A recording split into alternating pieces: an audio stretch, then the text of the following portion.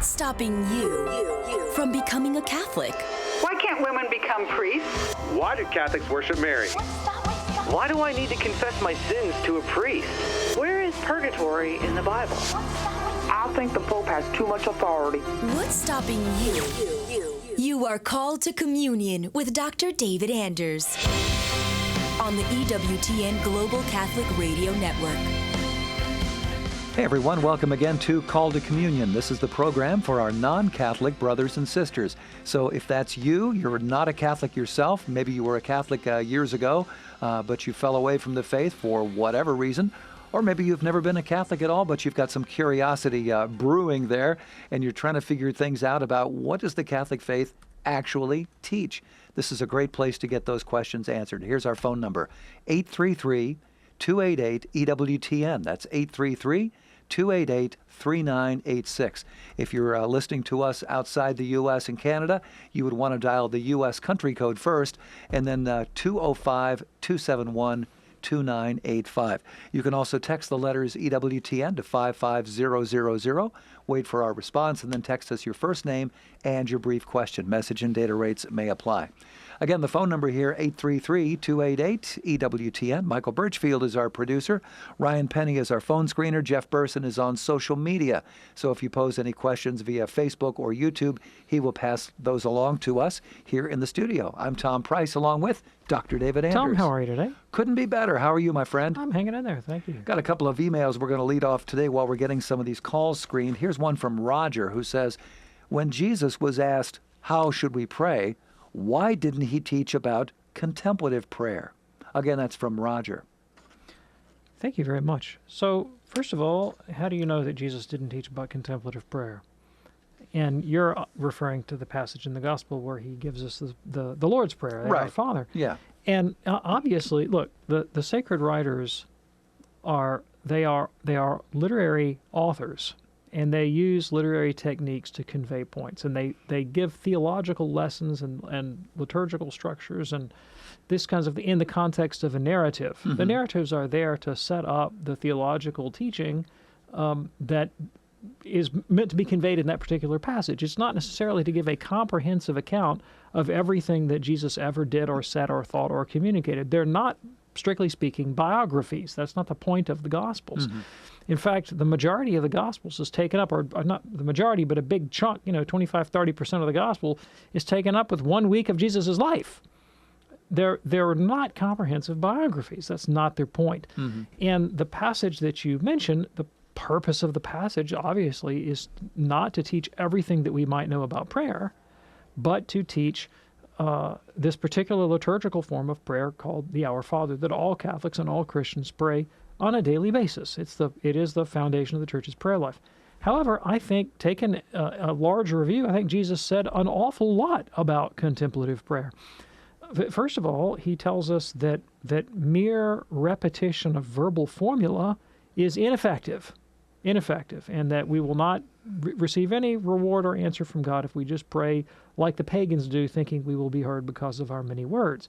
Jesus also tells us that if we pray out of vainglory, if we pray in order to be seen by men, then we're not going to get any reward from God. And he begins to unfold the kinds of inner conditions that are necessary to really enjoy a contemplative relationship with God. Though I think the whole Sermon on the Mount is all about contemplative prayer. Jesus' statement, blessed are the pure in heart.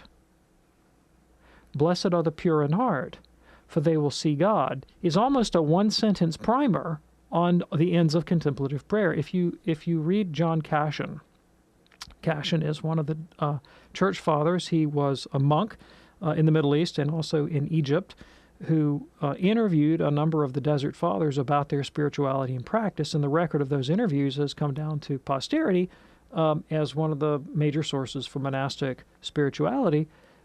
John Cassian interviews Abbot Moses the Black, a famous Desert Father, and he says, Moses asks Cassian a question. He says, so John, why do we do what we do, we monks in the desert?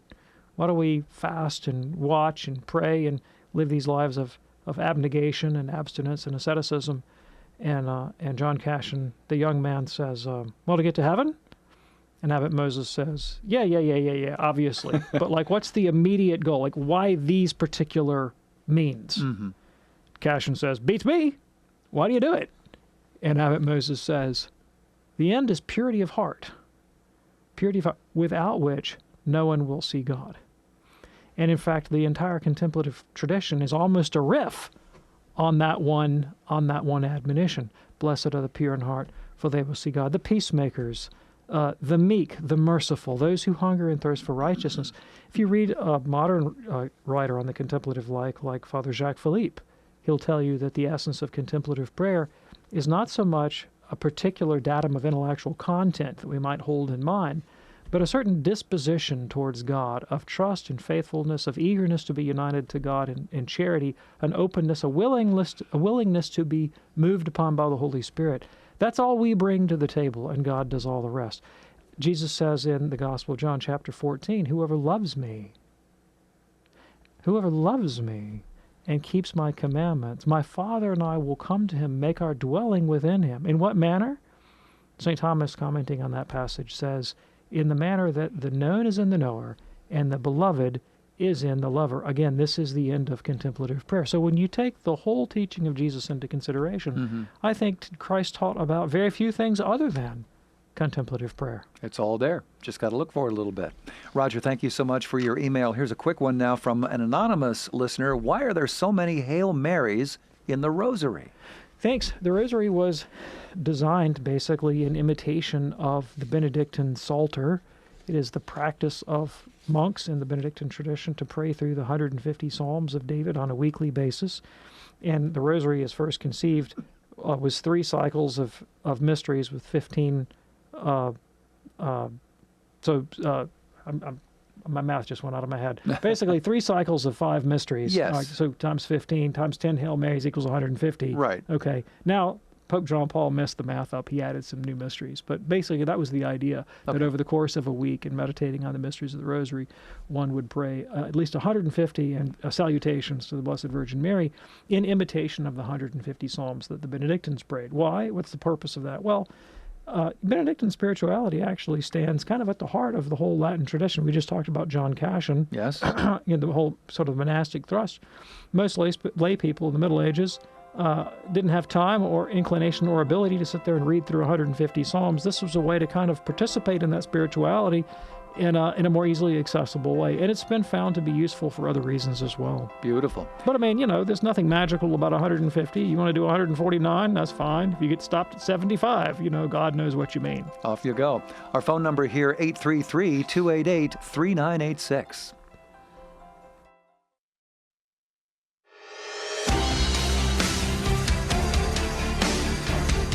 It's called a communion here on EWTN. Glad that you're with us today. Our phone number 833-288-EWTN. Before we get to the phones, we're going to do a quick text here from Jacob, who's listening on Spirit Catholic Radio. He says, "Hi, Dr. Anders. Could you please discuss how we as Catholics should respond with pastoral sensitivity to homosexual persons who do not share our faith? Now, I understand that homosexual acts are always intrinsically disordered. But I also know that there are homosexual persons who find happiness and fulfillment with their partner. Are civil unions an acceptable compromise?"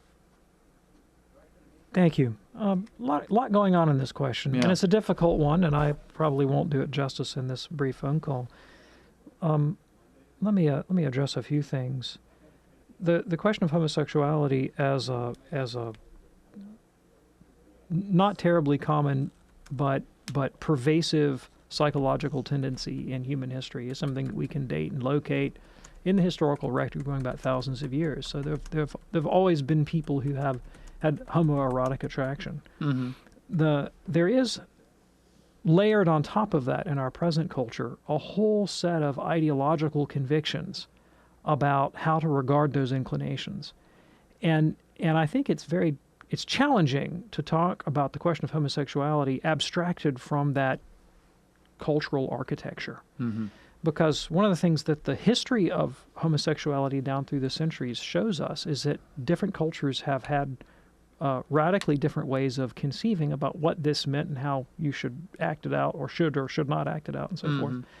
And even in cultures historically that were, say, more willing to well, I guess we're pretty willing today, but more willing than traditional Christianity would be to contemplate the possibility of homoerotic sexual activity. There was never an idea that this kind of sexual activity, I say never, but I'm not aware of an instance historically when this kind of activity was viewed as somehow normative or praiseworthy or laudable as such. And the Greeks are sometimes credited with having a remarkably open attitude towards human sexuality. I think the record is a little bit different when you go back and actually study it. I mean, Aristotle once compared homosexuality to eating dirt, because he said, look, this is, we're not biologically adapted to do this any more than that was the analogy. We're not biologically adapted to eat dirt. It's not physically good for our bodies to consume. We need to eat grains and nuts and seeds and beans and whatever else, humans ought to consume. Agricultural produce, not something that we're not biologically adapted for. And it's just you just look at the biology of the thing. You know what sex is for, and this is not what sex is for, and it's not particularly good for you, And it was recognized to be, if not statistically common, at least, a pervasive minority of sexual appetite. But they kind of regarded it with a certain degree of distaste, and put it within a certain constrained boundary. Obviously, in today's culture, people look at sexual activity in a very different way, and they're starting with kind of the liberal hypothesis that what's good for a human person is not what is in accord with their with that for which they're biologically adapted, or which would lead to kind of a robust notion of human flourishing, but rather simply what pleases me, what do I in my will desire, and my subjective satisfaction being the only rule for whether something is good or bad. And you have to kind of disentangle those notions, and that's tough to do in conversation. So talking philosophically about homosexuality is one thing. Talking pastorally about how do you advise somebody, that's different. And I think, going to first principles, trying to draw out those implications. Where did you get this idea that subjective satisfaction is the only rule through which we should evaluate this kind of activity? Aristotle said something else one time. He said, call no man happy until he's dead. And what he meant by that, I think it's a great statement, call no man happy until he's dead. And what he meant by that was that when we're passing a verdict on a human life, obviously many more things need to come into consideration than just the question, am I satisfied? Mm-hmm. I asked someone the other day, a family member of mine, we were having this philosophical discussion, not about homosexuality per se, but about what constitutes a good human life. And in my family, my grandfather sort of stands as one of those mythic pillars. He was one of these fellows, first in his family to go to college, worked all night in a steel mill or a paper mill to pay for his education, got 2 engineering degrees, started a business, supported a family. I asked one of my uncles one time, what did my granddad do in his spare time? He said, your grandfather didn't have any spare time. He was working all the time to take care of his family. Only person that got a job out of the Depression, that kind of thing. Yeah. Amazingly fair dealing, would, rehabilitate people that were stealing from him, gave to the poor, was just a pillar of the community. When he died, people came out of the woodwork and said, your grandfather was an outstanding individual, never met anybody like him, fantastic person. So we all kind of revere his memory. And he wasn't a Catholic, but if he'd known about the Catholic Church, I'm sure he would have gotten on board. And he's Catholic today, either way, because he made it to heaven, I'm sure. Just a great guy. And I asked my family member, I said, how would you regard my grandfather differently if when he was, say, 70 years old and he had this lifetime of accomplishment, if he up and announced that he was going to leave my grandmother and go off with his gay partner and start a brothel in Las Vegas? How would that change your verdict on his life? And provided he found it tremendously subjectively satisfying and was very happy in that, subjectively gave a report of himself as being happy, would that change your assessment of his life? And the answer was, well, obviously. Well, why? It wasn't because he was living some sort of authentic life, true to himself and, in accord with his real feelings. No, because the verdict of his life was that he was a man for others. And it wasn't about him or his sexual satisfaction. It was about, who was he in the world and what did he contribute? And that's why you kind of wait to the end and you pass the verdict. This person was a noble person and that was the life they ought to live.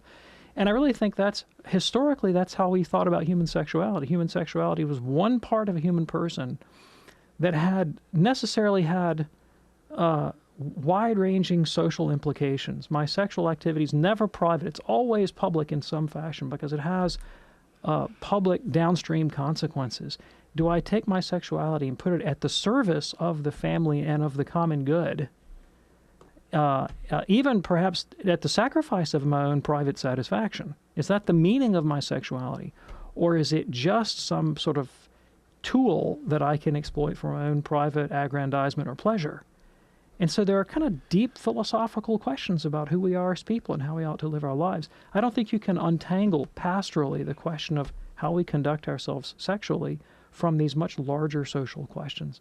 Do children deserve a mother and a father? That's a really profound question. It's a very important one, and it's intimately connected to the question of who should raise kids, where do babies come from, what kind of family should they be raised in, who has the right to children, and why. And you can't disentangle these from this question of my sexual attractions and whether I should or should not let that be the rule of my behavior. Fascinating. Jacob, thank you so much for your text. Then we are ready now, if you are, to go to the phones at 833-288-EWTN. Let's begin here with George in Dallas, listening to us today on YouTube. Hey, George, what's on your mind today? Hey, what's up, y'all? Hi there. Merry Christmas and Happy New Year. Well, thank you. I have a question in reference to indulgences. Dr. Anders, you a while back explained the origin of indulgences and how, I believe you mentioned how there were prisoners who were awaiting martyrdom and they shared their excess of merit.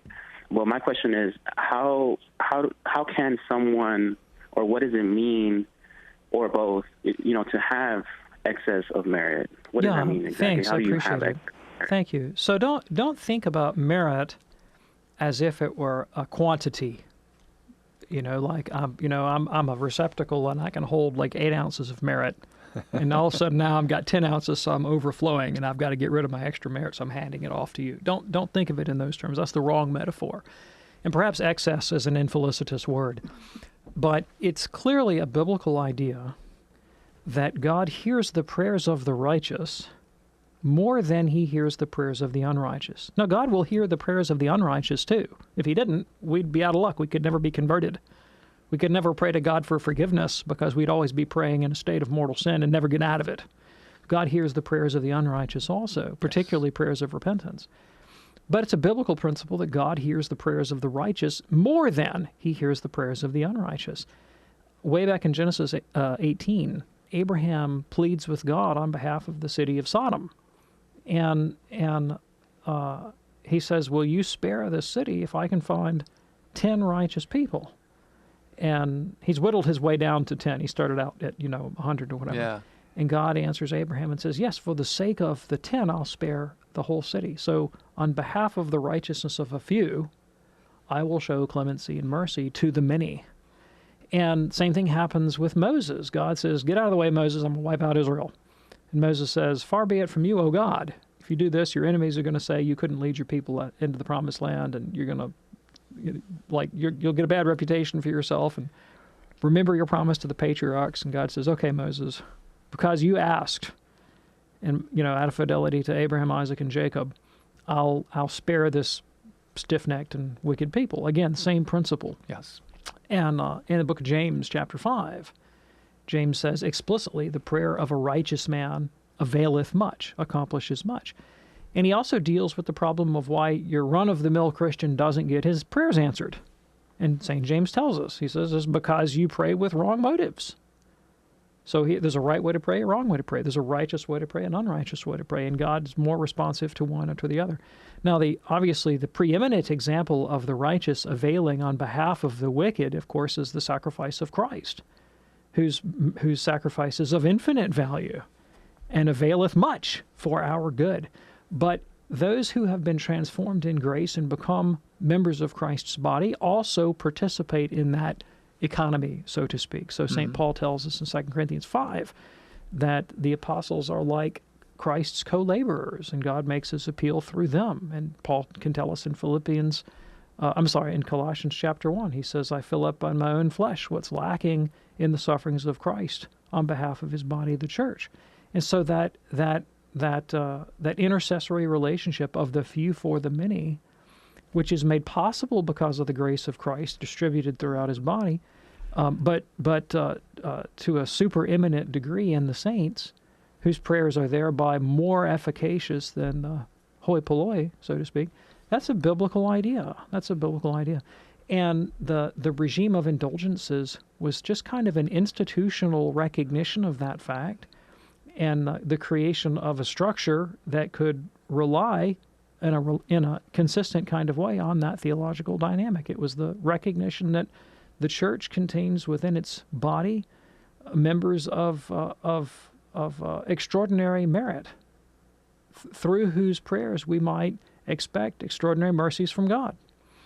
And because the church has the power to bind and loose, to distribute the grace of Christ and the merits of the saints, it is sensible for the church to sort of take charge of that process, so to speak, and then say, look, we will impetrate God on your behalf through the merits of the saints to grant these favors on your behalf, just like Abraham pled on behalf of Sodom. The church pleads with God, naming those 10 righteous men, so to speak. And God says, yeah, for the sake of the few, I'll spare the many.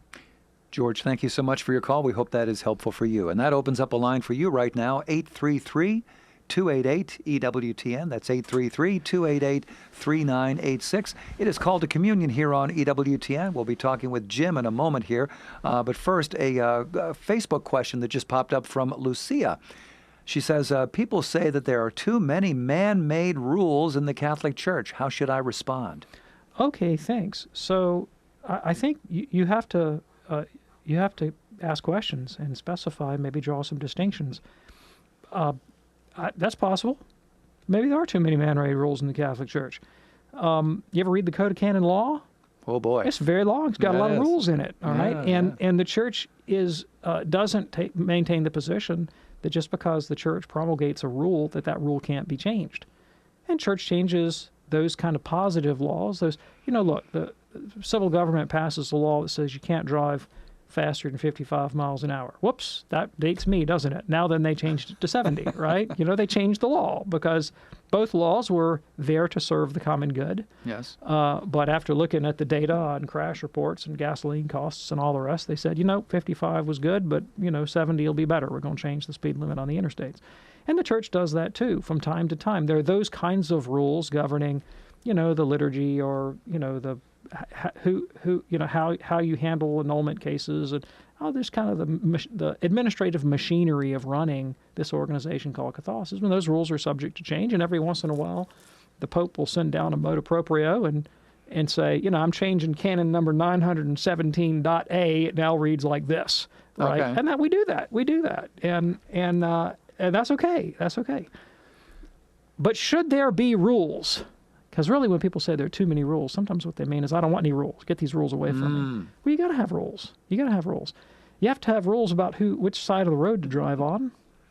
If you have a society of people that are trying to live in community, if you don't have law of some kind to govern their social relations, then you can't possibly have any kind of unity. It's for the sake of the common good that you have law at all. You have to have a rule about, how do you know if somebody's really been baptized or not? Yeah.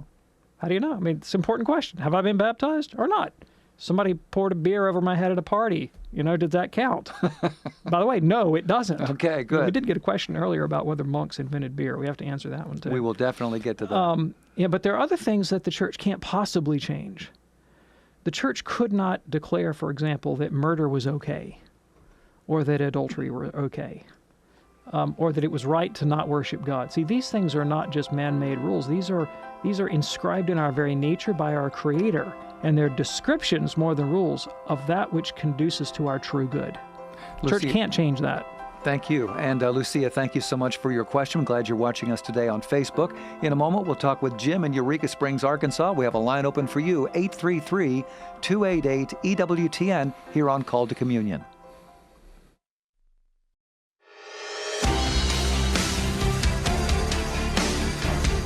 Glad you're with us today on Call to Communion here on EWTN. We have a line open for you right now, 833-288-EWTN. That's 833-288-3986. Here now is Jim in Eureka Springs, Arkansas, listening on Sirius XM 130. Jim, what's on your mind today?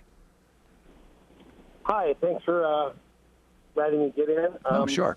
Dr. Andrews, I think I've been listening to you for quite a while. I am quite impressed with what seems to be your extensive range of knowledge, and I find your comments very enlightening and highly interesting. So thank you for that. I appreciate that. Thank you. Anyway, yeah, absolutely. I am a practicing Catholic, and I used to be involved in a homosexual lifestyle. However, I've given all of that up now. I lead a celibate and chaste life, and I am consecrated to Christ personally and spiritually. It doesn't mean I don't continue to have afflictions or temptations like all of us, but I've chosen to lead a consecrated and celibate life. And I have so many other friends, colleagues who I just know who are just really good people, good-hearted people, kind, sweet, caring, generous, authentic, but they're in gay relationships, and they're committed, monogamous, and some of them even got married in certain states that allow that now. And I just was wondering, I think about what are they still in severe moral peril, even though they're in a committed, loving, romantic, dedicated Christian relationship as far as they're concerned? Yeah, thanks. I worry about them being lost. I really appreciate the question, and this is obviously a touchy subject, and it's people's emotions get pretty riled up about it, and the pastoral concerns are profound. I mean, how best to minister to people who have all kinds of sexual issues, and not just homosexual, but all of us find chastity and purity difficult, and it's probably one of the areas in life where most of us are most keenly aware of our own weaknesses and our brokenness and our need for grace, and so love and compassion is the order of the day, obviously, in anybody that we deal with, and our sexuality is more than just a drive or an inclination. It's usually connected to deep-seated psychological needs and longings, and sometimes difficulties in our past and traumatic experiences in our youth, and we have to take all of that into consideration. If we're a therapist or a counselor or a priest who's trying to help a person, we take all that into consideration. And the difficulty of really trying to penetrate into the heart of another person's soul and understand their subjective experience and what's going on, walk in their shoes, is so difficult that we understand that ultimately it's only God who can judge the degree of moral culpability of a person. All right? So we have an obligation to try to shine the light of truth on human relationships and human decision-making and human activity in a loving, kind, pastorally sensitive way. But then we're not going to say of a human soul, yeah, I know for a fact that you're a saint, or I know for a fact that you're going to hell. We don't know those. God makes those determinations. But along the way, God does give us objective instructions about how to best live a human life. So that's what we're obligated to talk about and to share is in as sensitive way as possible. What does God tell us about what best accords with human happiness and fulfillment? Not just my own individual subjective satisfaction, but the whole human family. What's the right way to live? We teach that, we love that, and we live that, we pray it, and we try to inculcate that in society, but again, with a deep pastoral sensitivity to the individual person. Now, earlier in the show we talked about, how do you assess the good of a human life? And is it adequate? Is it adequate to ask a person, are you subjectively satisfied with your attitude toward sexuality or your sexual activity? And you might get the answer yes or no. Well, is that an adequate way to assess human sexual activity, just in terms of a person's subjective self-reporting? And I think a little investigation reveals that that's really not adequate. That's really not adequate. How many? I think about some people that I know that are very dear to me, older married heterosexual couples, where one partner is physically disabled rather extraordinarily, and it ain't about the sex life at this point, Right. And I'm not going to take a poll, but I mean, if I had to, I would imagine that there's probably a lot of subjective dissatisfaction with the quality of sexual activity in a relationship like that. But does that mean that human sexuality is not involved in that couple's ongoing relationship? No, it is, because their maleness, their femaleness, their common parenthood and bonding, that they've raised a family together and built a life around that, all plays in. That's part of their sexual nature, and it all plays into their ongoing lifelong fidelity through sickness and health, wealth and poverty, better, richer or poor, all the way until death. So, they remain sexual beings who are living their sexuality in the context of an enforced abstinence due to external circumstances. If you ask that couple, are you satisfied? You're going to get a very complex answer. Sure. Probably not with the sex part. Probably not very satisfied. But the quality of their overall life is meaningful and even noble, precisely because of their decision to say no to sexual activity. What would it entail for somebody in a life like that to find enjoyable, personally satisfying sexual activity? It would involve infidelity. There's no other way. Right. It would be infidelity. Right. Well, how would you assess the meaning of that life? Well, now it's suddenly become ignoble. We wouldn't look at that and say, well, good for you for pleasuring yourself. No, shameful. I'm sorry. That's not an adequate way to assess the situation. And some people say, well, look, it's just in the privacy of my own bedroom. What do you have to do with my own bedroom? Well, it's not. First of all, it's not. As you've already pointed out, these are public relationships you've just talked about. They're public relationships. They're making a statement to the world by their activity about how they evaluate the good for the human community, the good for the human family. And what they've put front and center is the question of my own subjective sexual satisfaction. That's the benchmark that's being used to order human relations here. And it's caused you, Jim, to raise a question. Well, if it causes you, Jim, to raise a question, don't you think it causes your son or your nephew or your niece or your daughter to raise that question too? All right? You see how there's really no such thing as a private sexual relationship. They're all public. Sure. And they send a common message about who are we as human beings? What do our lives mean?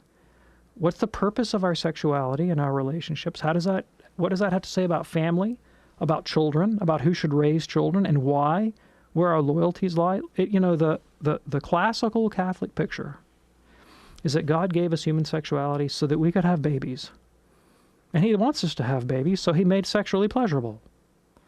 And everything about our biology orders us towards wanting to have lots of it. And the natural end of that process would be lots of babies. And he also built into our biology and our psychology a natural attachment to the progeny that we bring into the world, and usually to the people with whom we bring them into the world. So mommies and daddies, more often than not, would tend to be attracted to one another more than just sexually, be bonded with those kids so that they could create an environment in which those children could grow up loved and cared for, taught, morally educated, and become productive members of society based on that first unit of culture, which is the family. And the more we move away from that, the more we inevitably break children away from their parents away from one another, and towards a whole different model of what it means to be a human being. You have to take all of that into consideration when you're trying to evaluate the good of a human life, the ends and purposes of our sexual activity. Now, that's a whole worldview that you have to swallow. How do you deal with that in your friend next door who's in a gay relationship? Well, step by step, piecemeal, friendship, love, compassion. And as you know, it's not all coming up roses in the homosexual lifestyle. It really isn't. And I'm not going to go and list all the statistics, but you know them. It's not objectively good for you, regardless of what you subjectively may report. Okay.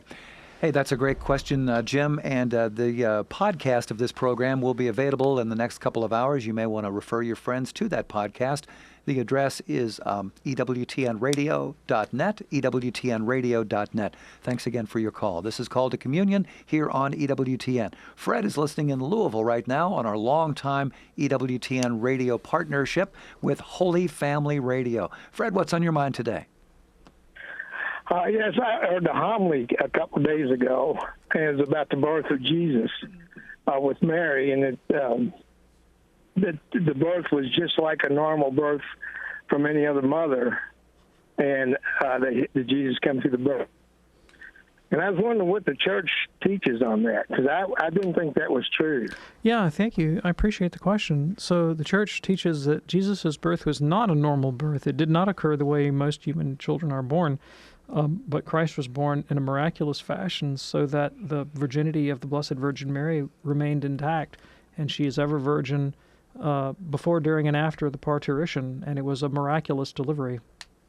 There you go. Fred, thank you so much for your call. This is Call to Communion here on EWTN. I want to get to that very brief question that we got here. Let's see if I can scroll up to it here. Steve on Facebook wants to know, did Catholic monks invent beer? Yeah, what a fun question. It is. Best of my knowledge, Catholic monks did not invent beer. I think beer was invented by the Egyptians, but we had a lot of monks in Egypt.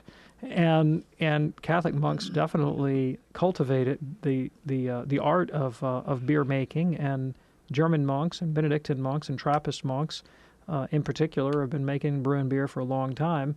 The Trappists, in particular, have become quite famous for it. Oh, yes. And it's not easy to be an authorized Trappist brewery. My understanding is there was a Trappist monastery in Massachusetts within the last few years that finally got the right to take the label Trappist beer. Mm-hmm. They've begun brewing in Massachusetts. I don't know that they can export outside the state. I don't know if I can get it here in Alabama or not. But the Belgian Trappists are big on brewing beer. And in the 16th century, when the European explorers were traveling around the world discovering new agricultural products, they happened on coffee. And they thought coffee was pretty neat stuff, but it was the infidels' drink, because the Muslims were drinking a bunch of coffee, sure, and the Turks had their coffee houses all in Istanbul and so forth, and so it was a question. They're like, well, can we drink this infidel drink, And I read one time an article about some German monks, and they were suspicious of this newfangled coffee beverage, and they decided they were going to stick with their traditional breakfast beverage, which was beer. Okay.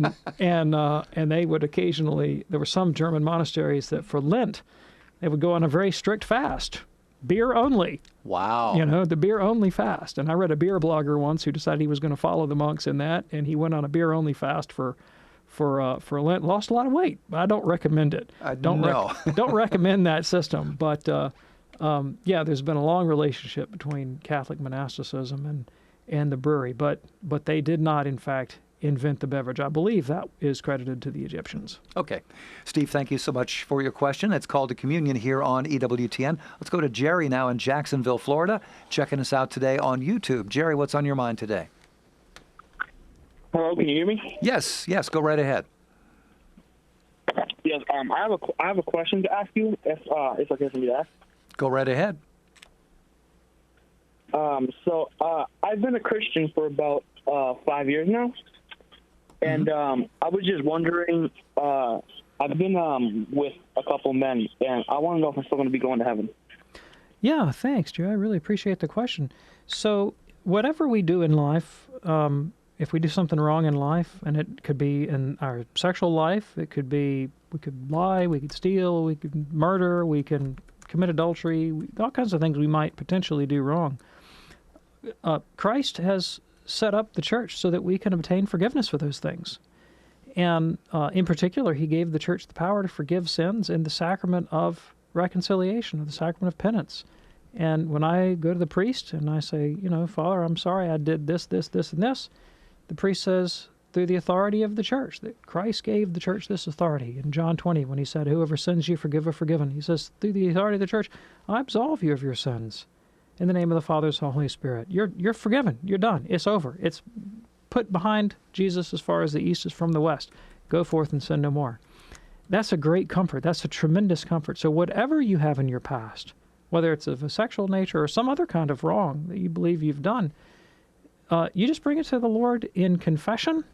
If you're a Catholic, you go to confession to your priest, tell him what you've done, say you're sorry, he absolves you, and then it's over, and you never have to worry about it again. Now, the question you asked about, what about going to heaven? What about going to heaven?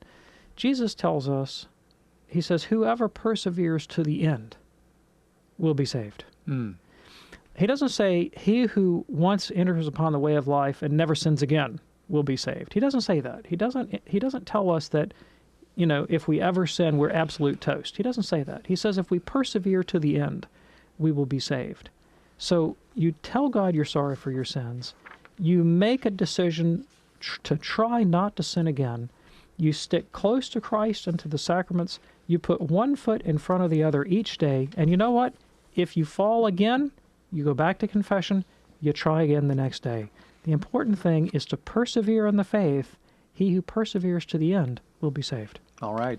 Jerry, thank you so much for your call. We hope that is helpful for you. Call to Communion here on EWTN. If you're looking for a gift, perhaps something you would like to give to a person for the new year, well, and at the same time, it would also support EWTN's mission. Have we got a website for you? And that would be EWTN's Religious Catalog. It's your online destination for Catholic books, DVDs, rosaries, devotionals, holy reminders, and so much more. It's available right now. For complete details, visit EWTNRC.com. Buy Catholic, shop EWTNRC.com today. And it is a very important part of EWTN's mission. I remember when Mother Angelica started up the whole religious catalog division of EWTN, she said, these are holy reminders. Things that you can have in your home or on your person or in your car to remind you how important our faith is. Beautiful. God bless Mother for that. Let's go back to the phones now and talk with Hoss, listening in Norfolk, Nebraska on Spirit Catholic Radio. Hoss, what's on your mind today? Hi, Tom and Dr. Anders. Happy New Year, and just hope it's all going great. Thank you. I had a question about the souls in heaven, and I guess, are the souls in heaven lacking, being that they don't have their bodies? I know that you've answered this before, but I was looking for a little more nuance or a little more information. I know St. Thomas talks about it, but I couldn't find it in the Summa. I was just perusing through it this morning. But I was curious, like, how do souls in heaven come to know things without their bodies, being that they can't touch anything since the soul has no physicalness to it, so it can't touch anything to know it. Yeah, thanks. Or anything like that. I appreciate it. All right. So, yes, the souls in heaven are lacking because the soul is the form of the body. It's the principle of animation of a body. And the human person is not a soul. The human person is a human being, which is a living body that has an immaterial principle animating it, and that's a soul. So if you don't have your body, you don't have the whole you, which is why we anticipate a resurrection from the dead on the last day. Man and women will enter eternity in an embodied state, body and soul conjoined in that way. So that's what our eternity will look like. And when St. Thomas does address this question in a couple of places, and he asks the question, well, in what respect is the experience of the blessed in heaven deficient, given that they are enjoying the presence of God? How could anything be lacking to them? And he gives an ingenious answer. He says that by the addition of our resurrected bodies, nothing will be added to our experience intensively, but something will be added extensively. And, this analogy strikes me. As I've mentioned many times on the show, I really like pecan pie. Yes, you do. And if I don't eat it anymore because of the pre-diabetes, but I enjoy the taste. So if I put a bite of pecan pie in my mouth, my whatever gustatory capacity I have to sense sugar is maxed out. Right? There's no more sweet taste that's being conveyed to my tongue. It's impossible. It's like the maximum sweetness. Gustatory. What a great word. And is that even a word? Wow, I don't know. It is now. So I'm totally maxed out on my capacity to absorb sweet. Okay. What would happen if you added chocolate chips to the pecan pie? Nothing would be added to the intensity of my pleasure. But now all of a sudden my pleasure has become somewhat more variegated. It's become more there's more context to it. Mm-hmm. There's development in there. Nothing in the intensity of the experience, but the breadth of the experience has grown. Thomas says something like that happens to the blessed souls in heaven. In intensity, their joy is complete. Nothing can be added to it. All of a sudden, you add the body. Now they have added to that experience an embodied experience of heavenly and eternal bliss. Well, that makes sense to me. That's a brilliant analysis. To your question, how do they know? The souls in heaven have the beatific vision. They are united to God and see God in his own essence.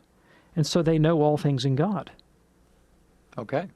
Appreciate that. Let's go to Candy now in Orlando, Florida, listening on YouTube. We're not going to get to Candy. We'll get to Emiliano in Houston. Hopefully we'll get to Candy as well. Not too much time left in the program. Emiliano, listening on Guadalupe Radio. What's on your mind, Emiliano? Hey, first of all, Happy New Year to all of you. Thank you. And may I have a question? It's, what do you know about sedevacantism, and what's your opinion about it? Thank you. Sedevacantism is the ideological position that there is no pope. That's the doctrine of the Sedevacantists. They hold that there is no pope, that the current office holder of the papacy is a pretender and not a valid pope. I think they are lunatics. That's what I think, because you can stop any cab driver in any city, whether he's Catholic or not, and say, where's the pope? And he's going to finger the right guy. I mean, whether he thinks anything of the Catholic Church or not. I mean, the existence of the Catholic Church as a visible institution and of the papacy as a visible institution is as obvious as the nation of France. It's like saying there's no France. Yeah. I mean, there's a France. There it is. You can get on a boat and go to it. I mean, there's a pope. There he is. You may or may not like the current pope or the last pope or the next pope. It's irrelevant. He's pope. There he is. There go he ahead. is. And look, if you don't trust your own judgment, go find a Catholic bishop. Ask him who he answers to. Any Catholic bishop. I don't care. Find anyone you want. Is there a pope? Where is he? They're going to tell you. Yeah. All right. Catholic priest. Catholic layperson. St. Augustine dealt with something similar in the 4th century, a group called the Donatists that said, we alone are the Catholic Church. And he said, you guys are crazy. The verdict of the whole world is against you. Every Catholic throughout the entire world knows what the church is. It's not you little sect in North Africa. And the same thing I say to the Sedevacantists. Christ established the church with the papacy as an essential part of its constitution. And remember that the papacy that Christ established, he gave us a pope who was a coward and a turncoat, right, who ran away when pressure came. So, like, Christ anticipated that the papal office could have sinners and saints that would occupy it. So the moral quality or prudential wisdom of the pope has nothing to do with the validity of the office. Christ set it up that way. And if Christ set it up that way and promised that the gates of hell would not prevail against it, then it is the height of hubris for some tiny little ideological party within the Christian world to set themselves up as the judge of who is or is not a real pope when the verdict of the whole Catholic world is against them and the teaching of Jesus. Exactly. So I think it's a lunatic position. Okay. Emiliano, thank you so much for your call. Now we'll get to Candy in Orlando, Florida, listening on YouTube today. Hey there, Candy. What's on your mind today? So I was wondering if I'm bisexual, if I'll still be accepted, or is it just a sin and I'll be sent to hell regardless? Thanks, Candy. I appreciate the question. So I, David Anders, have all kinds of disordered appetites. I do. I mean, I'm a broken, wounded human being, and I sometimes find myself desiring things that are not in my best interest or the best interest of my family. The fact that I have disordered appetites does not mean that God rejects me. But what I do with those disordered appetites has everything to do with my relationship to God. I need to love God above all things and love my neighbor as myself, and I need to love myself in God, which means I need to desire for myself the good that God desires for me. One of the goods that God desires for me is my own chastity, right? That I keep my sexual activities and my sexual appetites in check and essentially put them at the service of my family and of the common good of society, and not just to serve my own private pleasures. Is that difficult? Yeah, it's difficult for every human being that's ever lived. Chastity, like all the other virtues, is difficult. And for many of us, we struggle with this and all of the virtues, and that's why we need grace. That's why I go to confession on a weekly basis, about every week. Why we pray. We ask God for help to live the arduous and difficult demands of the moral life. And if I love God and I love neighbor and I seek forgiveness for my sins and I persevere in the faith until I die, then I'll be saved. All right? And I'm not going to be lost because I have disordered appetites. I'll be lost if in response, I turn myself over to those disordered appetites. I cease trying to live a virtuous life and become an utter hedonist and serve myself rather than the Creator. Then I'll be lost. So the appetites create an occasion for me to either acquire merit by fighting strenuously and hard towards the good, or for sin if I serve my appetites rather than God. Hope that's helpful for you, Candy. God bless you, and thank you so much for your call. Dr. David Anders, thank you, my friend. Thanks, Tom. We do the program each and every Monday through Friday at 2 p.m. Eastern right here on EWTN. Until next time, I'm Tom Price. Have a wonderful day. God bless.